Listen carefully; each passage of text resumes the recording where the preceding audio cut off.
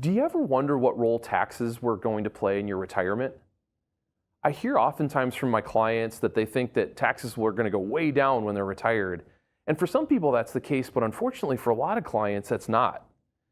And there's three main factors that we really need to consider in order to understand what role taxes are going to play in your retirement.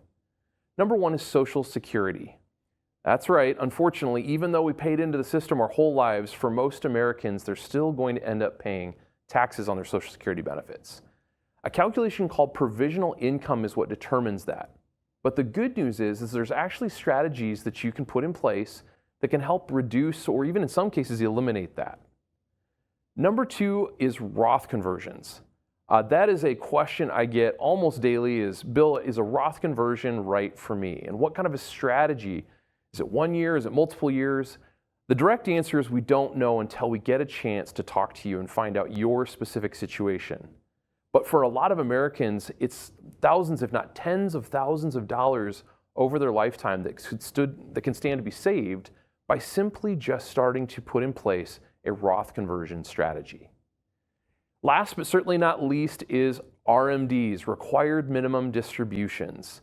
That's the time at which the government says, sorry, you've got to start taking money out of all these qualified plans and guess what? Paying taxes. Now, what makes a lot of our clients so successful is throughout their whole lives, they actually find great ways to spend less than they earn. So they're saving money. And yet when we get to RMD age, if we're not careful, we can actually be forced to spend more money out of our accounts than what our accounts are earning. So it's a really important thing to look at as we get towards retirement and we get into retirement and we get towards that RMD age. What, if anything, can we do to reduce those RMDs, control those RMDs, and make sure that you're not spending more than what you're making? So if you've got questions about how those three things impact you, let's have a conversation.